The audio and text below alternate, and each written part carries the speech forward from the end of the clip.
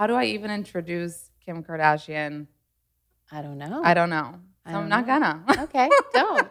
I'm not gonna. I'm gonna start by saying, OMF fucking G. I can't believe Kim Kardashian is on my podcast. Oh my God. I'm so excited to be on your podcast. If someone was like, in 10 years, I wouldn't even put it as a goal because I wouldn't think it would happen. Just so you know how major this is for me in this Oh, moment. I'm so excited. For real. Also that I'm Thank wearing you. Skims thongs right now. You are? Yeah. Which one? Like the fits everyone, the really stretchy? And like really see-through. Yes. That yes, one? Yeah. And you remember when you said you used to never wear underwear until Skims? Totally. And now you wear, Fact. and now? Now I wear the fits everyone thong. The dipped front thong. That's my thing. So Or the little boy short, like at night. But that's pretty much all I wear underwear-wise. So I will tell people, I used to never wear a thong, like be against it, not get it. Only wear Skims thongs right now. Wow. Forever and always. Wow. Literally. I love that. So I'll wear just shapewear, like shorts, or Yeah. like the leggings. Uh-huh. But I've just never been an underwear girl until fits everyone, and now I wear it like every day. Well, lucky for whoever dates you. So you've never been an underwear girl. I also want to just tell you about, I've told you how special this is for me, but how special the day that you started following me on Instagram was. Really? What do you think? Oh my God. Of course. I died. And I thought, people laughed when I said this because I was like, how down to earth of her that she's following me, because people I used to follow you from my Finsta, and then I was like, oh, but I don't go to my Finsta that often. So I just wanted it on my regular feed. How am I continuing this interview that you just gave that piece of information? Wait, you have a Finsta right now? So I had a Finsta that was like a real Finsta, and like it was only girls following, and I would just post like really wild shit. And then I was like, this is so lame. I don't want to be in the Finsta game. But then I need a stalking Finsta. And so my friend, Lala, she had a Finsta. And I was like, I don't want to make one again. Like, just what's your password? So I just used her Finsta. And I kicked her out of her Finsta. And now I just use hers just to like stalk people. Like dudes? Like, or no, like fan accounts or like sometimes like fashion-y things or just everyone you could possibly think of. Oh my God. So you were like doing me a favor. Like Demois. Oh, really? I'll look at Demois from my Finsta. Mm-hmm. Yeah. But I got like the real deal. Yeah, I started following you. So I just want to tell you that for me was like insane. Aww. I couldn't fathom. And it was kind of like it was like my mom, I was knowing that my mom is watching, but like in the best way. And also in the way that like what I love about you guys and what everyone loves is like how you can laugh at yourself and how all day. If you can't, it's like, there were times I feel like when we would get really sensitive, and there are times when other family members will get sensitive, and I understand it. So I want to talk about SNL. Yes. So fun to do. And I know we're going to see a lot about it in the show, right? The whole process, how you got to do it. Yeah, it was like one of the first times I think SNL has allowed, I think definitely the first time a reality show has been behind the scenes of SNL. So they were able to film everything, and you'll see my whole journey behind the scenes. So when it first came about, you were like, okay, I'll do it. And then people stressed you out and were like, that's the craziest thing ever. And like you started spinning. It had been like talked about a few seasons ago. And I was just like, oh no, I can never. Like, hats off to anyone that does it. And now after doing it, I see how crazy it is and I see why people freak. But it wasn't ever really like super official. And so Lorne Michaels came in town and had lunch with me and my mom and officially asked me to do it, and just was so charming and explained why he really wanted me to. And once I commit to something, I commit. Mm-hmm. So I said yes, had no idea really what I was getting myself into, and then I started freaking out a little bit after. Because everyone knows that it's like such a big deal and that it's such an amazing thing to do. You want at the end of this for people to be like, wait, she's funny. Yeah, and I didn't want to go and embarrass myself and get up there and not be funny or but I had never seen an episode really of SNL. I'd gone and watched parts, obviously, because, Kanye performed so many times. So I'd been there in the audience, and then I seen a full show in person once. But as far as watching the show, I didn't really know what the monologue entailed. And so I watched one episode and saw someone and was like, okay, I got this. I feel confident.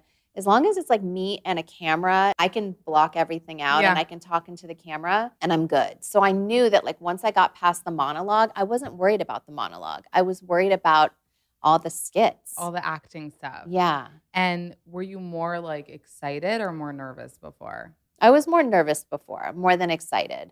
But then I got excited when everyone was saying what a big deal it was. Yeah. I was getting so many calls. And then I was like, I have to own this. And I came prepared with my monologue ready to go. Did that you have to memorize, or was that something that was that like on a teleprompter? No, it was in a teleprompter. Okay. But you have to know like the punch, like you. Yeah, and you practice it so many times that there's a whole team of writers and staff. I got amazing help writing my monologue, and I'll never take credit for it. Dave Chappelle introduced me to Michelle Wolf, and she is so funny, and she really wrote my monologue, and we were going over, all the jokes and what feels right, and Amy Schumer helped, and, so I had just so many amazing, funny friends that wanted to help and wanted to jump in, and so I came fully prepared with my own monologue. Does that not usually happen that way? No, I think you go and they write it with you, and you have like sessions of talking and what you want to say and what you want to do. I mean, all the comedians come, I think, with obviously they'll do their own stuff. Yeah. But I didn't know how it worked. So I was like, I want to be so prepared. I want to just show up and have everything all ready. And how did you feel at the end? Like, from the public's opinion, not that we care, did you feel like you got that stamp of approval? Care. I do. Yeah. I felt like people were, because I first started asking family members, like, are you okay if I say this? And this sister was like, no, I don't want you to say that. And why are you singling me out? And I was like, okay, you know what, guys? I'm just going to have to do my thing. And you're going to have to be mad at me. You'll get over it. And I'm not going to ask anyone else. And, but after seeing the response, and, it's such a rush, but like my team is all in the back and they're like, you killed it. Everyone's loving it. And they're this and they're that. And so once the monologue's done, you can breathe. And we got such a good response from it, like truly such a good response that it made me feel so confident. It made me feel so good about myself. I was like on cloud 9.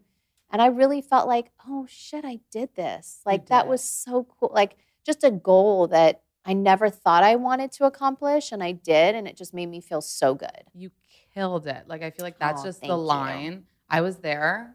Sorry, I remember you were there, and we didn't get a chance to meet. I know, and it was crazy. I took it as like the fact that I'm even here, getting to witness you do that and kill it. Thank you. Like I felt like a proud mom in the audience. Once I walked out, I wasn't nervous. I was like, as long as I just don't trip in my heels, like that was the only thing I was worried about. And like I saw how they were rushing. It was even watching that part, being at SNL and seeing the stages kind of it was crazy, go, right? Like move and like this change. And I couldn't get my earring on because you have to like take off a wig from a skit, put on an earring. So one of them, my hair was supposed to be back with 2 earrings. I couldn't get my earring on in time. So I just had to go and announce, the musical guest covered with no earring on. I was wearing those pants boots. Yeah. As you always do, no? Yeah. That one time I was wearing pants boots. Yeah. I could not get them on and I ripped them. Like one of the lacy ones. I was freaking out that I wouldn't be able to get dressed in time. I think I had like a minute and 30 seconds in between looks. I saw them. That was such a fascinating part to see you on a train, right? There was a woman you were holding her shoulders and she was rushing you in and out. Would you do it again? I would do it again. I would. Yeah. I left feeling like, oh, I could do this again. Yeah. And it was so funny. All the parts with your family obviously they just hit. And it was so, so good. Yeah, they were such good sports. Thank God for them. Thank God for them. Yeah. And obviously, that's where everybody thinks you met your now boyfriend, Pete Davidson, on the carpet. That is where we met. Okay, that is. Well, I knew him. And even I saw him at the Met. His story is that he was like, had been asking around for my number a little bit. And everyone wasn't really sure, is she going through a divorce? Like he just wanted to wait a little bit. But I saw him at the Met And he knew I was hosting SNL, but it wasn't announced yet. And so I was like, he came up to me and we were talking about SNL. And I was like, they better hurry up and announce it because I will not, back out as soon as they, announce it. But I'm so nervous. And so he just gave me good advice. And he's like, hey, take my number if you need anything. And I had gloves on. And I couldn't get in my phone with the gloves. And I was like, oh, I have gloves and I can't. And he was like, all right, cool. And he like walked away, but I was going to be like, oh, but take my, but it was like, no. And so we never connected or anything until that, not even that night we didn't. He was like the one cast member that we were filming our show. He was like the one cast member that wouldn't sign off to be filmed. And he wasn't there until just the day of. Yeah. So I didn't see him all week during rehearsals, nothing. But that's what I'm saying. People think that you guys started this during rehearsals, but that part isn't true. No, you met that night? Yeah, we met that day. He came and we did one dress rehearsal. Yeah. We did our dress rehearsal and then the real thing. And so the whole time when I was rehearsing, it was like with a stand-in. And I was like, oh my God. Did you have to kiss the stand-in? No, I didn't. I didn't. And then we kissed, but we had to hold hands while we were, in dress rehearsal. That was like a part of it. But was there an inkling of like did you see the BGE that everyone talks about?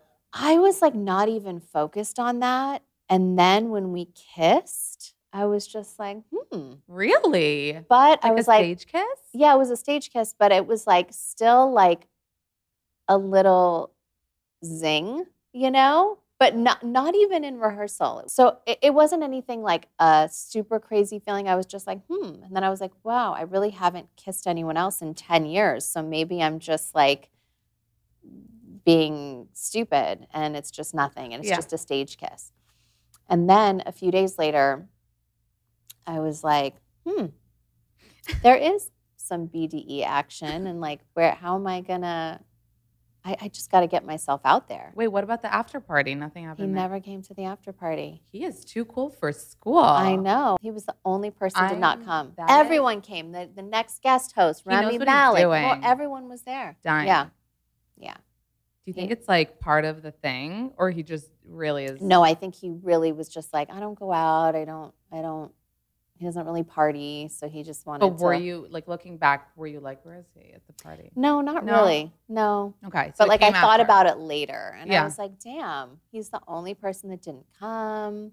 I thought about it after the fact. Was the first date the date that we saw at Knott's Scary Farm? No, no.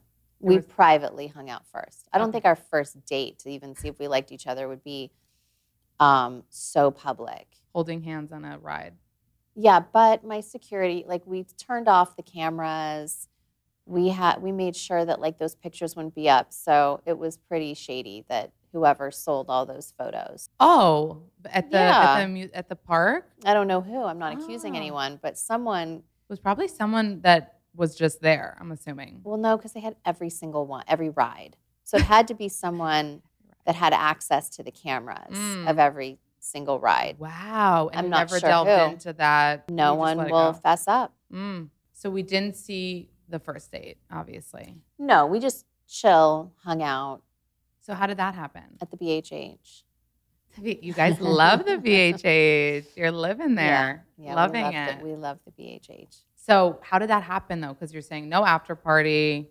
There was nothing really going on at that point. Yeah, I talk about it on my show. That is the one thing that I talk about. So I think I'll be that girl and be you have to tune in. First of all, everybody tune in because I was at the premiere and oh my God. Like first of all, I took a popcorn and I was like, I was lolling, like cringing at points. Like it was everything you could want in an episode of something. It was like a movie. Honestly, I'm so happy with how the show turned out. I really think people will like it. People are going to love it. Yeah. Do we know how many so episodes different. are in the first season? 10. I like almost don't want to talk about the Kanye divorce stuff because I know that it's like less of a fun topic. But I just want to say, because we did see everything really so publicly. But you know what? We have so much love for each other. We really do. And like we're always family. We're always going to have so much love, and we love our kids, and we both love the time we spent together. I think that we'll always have that and Yeah. always cherish that. And sometimes it just doesn't work out for whatever reasons, but no matter what, like I always just think of like the positive times. Like think about if you were in a situation and you were hurting and that was your way of expressing yourself. Like I don't judge. I just, we're always going to be cool and family, even if it doesn't look that way. Like it'll always end up that way. So everything will always be okay. And I have so much love and respect for him and who he's been in my life and what he's brought to me and our amazing kids that, he's given me, and he's changed my life. So that'll never change. So much credit to everyone, and that's such a beautiful, respectable, admirable thing about you. It was like you'll still say about Paris Hilton. Oh, and she gave me a career. Like I'll never be. But that's so big of you because so many people would be like, yeah, that was 20 years ago, whatever. Like it's not, you know what I mean? But you still remember that and give her that like credit. And even with Kanye, it's like you became a fashion icon in your own right, but you still, even when you accepted the fashion award. Because that's my truth. I loved fashion, but I never would have gotten to where I got without him. And I never would have gotten, I think, my taste level or my love for like architecture and art. I wouldn't have learned it all unless it was from him. So I'll always give my props. Like no matter what, it's just the truth. Yeah. And I'll never act like I wasn't super influenced by what he taught me or what Paris taught me, and even things, from Paris that no one would know or be able to have learned unless you spent that kind of time with her, whether it's like the grace she showed all of her fans. I don't care what time or day it was. It was like she stopped, she paid attention, I learned so much from everyone that I'm around, and I'll always be grateful. That's really amazing. And what I wonder is like, because as I said, we watched this, is like at the beginning when the divorce was announced, it seemed like you guys were doing so well. I mean, we know that he spent the week with you before SNL, and you came to the Donda. Like it looked like it was like, oh my God, co-parenting goals. Like, did he accept the divorce at first, like really well, and then it kind of shifted? I think we went off and on. We went about 8 months without even speaking to each other at the beginning of the divorce. And then, we started talking again, and I went to the Donda premiere. I mean, he would still see the kids and stuff. It just fit, him and I just took a minute of not talking. And I think in relationships, it'll be like that. And I only hope for, I hope we, are the co-parenting goals at the end of the day. And, I look back and my mom and dad went through their hard time, and it took people a minute to readjust. And my mom was with, my stepdad soon after, and I've seen it all before. I think we just have a different kind of platform now. But, it doesn't mean that maybe because he expressed himself in a certain way that he's not an amazing person, an amazing friend. I do believe that we'll have that again. I'm always really hopeful, and he's an amazing dad, and I never really also judge the way someone wants to communicate, whether it's the way I would or not. I try to just I know who he is inside, and I know that I know what he means to say, and I know what he means to express, and that's the beauty of knowing someone for so many years. So it can be stressful, and it can be, a lot of things, but I think you just have to be positive when you have kids, and you just have to look at the positive as hard as it is. And it doesn't mean that it's easy, especially behind closed doors. Yeah. But it means that I feel so empowered in the way that I react to things now, and the way that I choose to communicate back.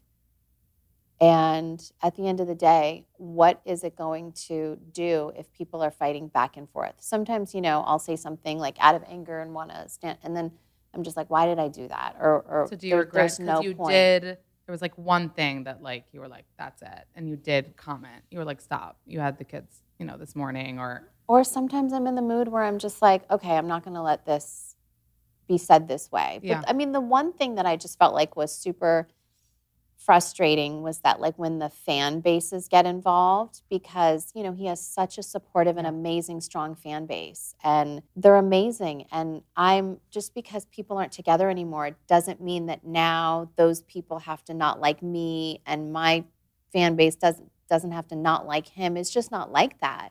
Like, there shouldn't be all this like external beef. Like, it's hard enough already for families to go through a divorce, like, and then especially in the public eye, and then especially then these like fan bases get involved, and it's like, my fan base is not nasty. It's like, let's just be happy for everyone wherever that takes you. It was so wild to me just to see people chime in. dude, I got the fan base on me. Yeah. I got his fan base on me. Really? Yeah. And it's like, they're so cool. Like, everyone's all good. And I'm like, and what sucks is everyone's going to see that at some point it's going to be all good again. Yeah. And so there's no need to get involved, because there's so much love there that it's like, that'll just never go away. Well, on the flip side, though, because in my perspective, I saw a lot of people, really protecting you, and really, quote unquote, siding with you, even though I know that's not, the goal. Yeah, there's no sides. Right. There'll never be sides. Like, I am a grown up. Like, I can handle this. I will handle this. I will handle it, hopefully as privately as possible with him. And like I said, there will be I think that's just the thing is, it's like, you want it to be private. You want it. But then I live my life on a reality show. So it's like, I also can't say like, guys, I want my privacy right now in this moment. I can't pick and choose. And I understand that. But within us and our private life, hope that that's the goal. But it's good. We're going to be good. And right I'm now, good. How would you describe right now? Right now is, it's good when things are calm. We don't really communicate, but I think that's okay sometimes, and I think that we always will.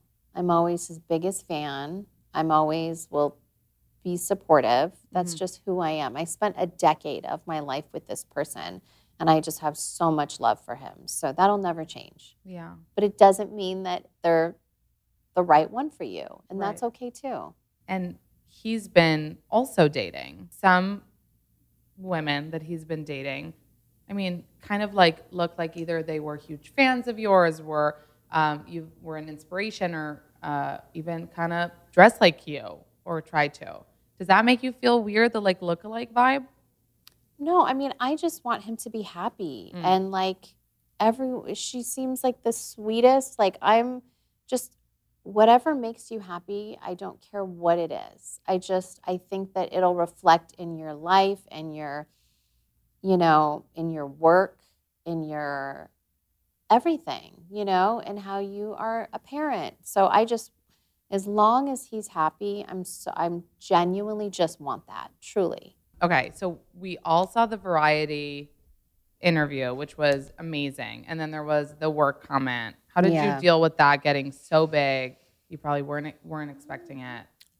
Because I try to be so positive, it really did teach me something. And no matter what, even if you're having an off day in the way that you communicate, you really can't when you're in my situation and in my position. I think some people it resonated with them, and then some people, it really offended people. And if you know me, you would know that I would never, ever try to single a certain group of women out, especially women, and especially, I want everyone to win, like truly. I think there's always enough to go around. I love supporting all my friends and small businesses and any women that I meet. I just want them to win. So, I think that it will definitely teach me to be more careful, in a sense of like, I don't care what kind of day or mood or what other question was coming from that tripped me out, that got me to just, maybe my tone was different, but I still, it made me sad that it was perceived that way, because I would never want to hurt anybody or intend for that to be offensive. The moment that I, obviously not just me, but so many people wanted to know about was like, when you guys were talking about your days and Courtney was talking about having to wake up early and work out, like you and Chloe had this like moment where you looked at each other. Do you remember that? Yeah. Can you tell me why? Did she not wake up early to work out or something? Was it to that question? I think she was just like, yeah.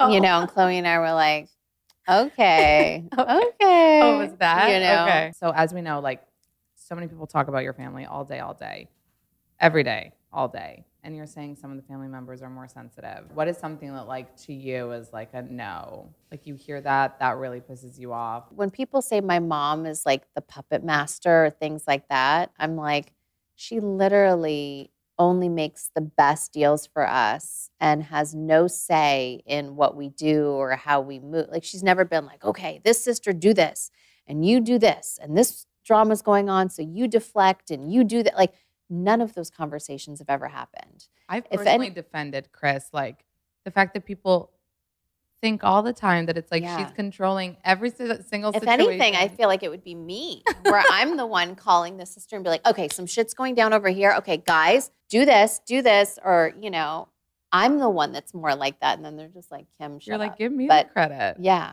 I control everything. Totally. Yeah. I mean, what did Scott say in like one of the first seasons? I don't know. That you gave them their careers. Oh. Do you ever hold that above them still? Like, I feel like I would. Never. I mean, I've said really petty things that have all been caught on camera where I was like, buy her shoes? Like, are you kidding me? I bought her a fucking career. Right. Like, I've said really bratty things like that. But no, I would never.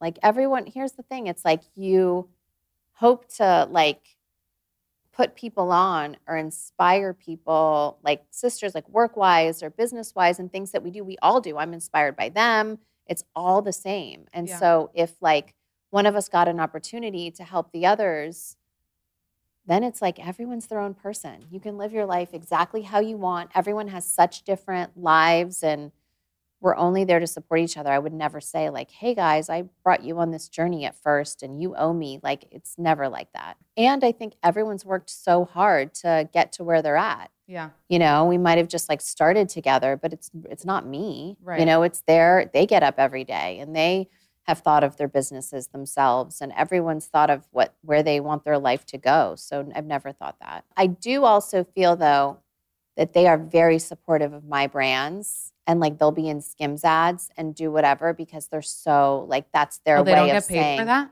Mm-mm. Really? No, I mean like a little bit, but like not you know. Yeah. I think they'll do me favors in ways that they don't have to because they would get paid so much more if they were going somewhere else. And I think that they are always so accommodating and so kind. And I think it's because they're like, okay, we're grateful, you know, and I always appreciate that. I could see that. You know, like they've never really said no on anything that I've like asked of them. And I think that's just like a mutual respect thing. And I'm always so grateful for that. Yeah, I love seeing you guys support each other, post together, like about each other's brands and everything like that. Because like so much of it is on social media. Yeah. And like Chloe seems to be like your biggest supporter. Yeah. Chloe and I have gotten, I feel like Chloe and I are the new Courtney and Chloe. That's what I was getting at. Totally. But it's also like growing up, it was always me and Courtney. I couldn't do anything without her. I was like so quiet. I just copied everything she did. I was obsessed with her, followed her around, same friends. She was so mean to me. It was like the worst. She was so mean to me growing up. And then Chloe and Courtney became really close because I feel like I was always in relationships and I was just kind of doing my own thing. Then I got like the confidence to really do my own thing and they always left me out. So I was totally fine doing my thing. And now I definitely feel like Chloe and I are the new Courtney and Chloe. Do you think that happened? Because what I saw happen was kind of Chloe having True. Then there was that moment where she said that she related more to your style of parenting. So it kind of looked like from the side that like since she became a mom, you guys kind of, your bond really got stronger. Yeah, I do feel like our parenting style's a little bit more similar. Everyone has just like a different style. And but also especially when Courtney got in her relationship with Travis, I feel like they're just in their own world. So it all happened at the same time. Yeah. So Courtney's not jelly. Not at all. Really? Oh, not at all. Really? She is like so in her own world with Mm. Travis that there's like no room for anything. Oh, okay, Yeah. good. So no Yeah. one's feeling left out. No. Okay, so you and Chloe are the closest. Wanted to know that, even though we could kind of see that. And regarding Kravis, so you're saying that all, like, not just me, but like so many people manifested this relationship. So many people manifested it because they were neighbors. So everyone would be like, hey, why don't you guys give it a try? And they would, like, Courtney would just be like, oh, that's my neighbor. That's my friend. You know, we've known him for so long. Yeah. That, like, it just, I don't know, but it's kind of cool because then the kids grew up together and they So saw cool. each other and they walk to each other's houses. They still sleep at each other's houses. Like, they pick a house every night. So are they not going to move in together, you think? No, I think they will. Or Mm. I know they've, you know, looked at other places. Like, I think they're just figuring it out day by day because right now it just works for them. So maybe they'll just have two houses. Yeah. I don't know.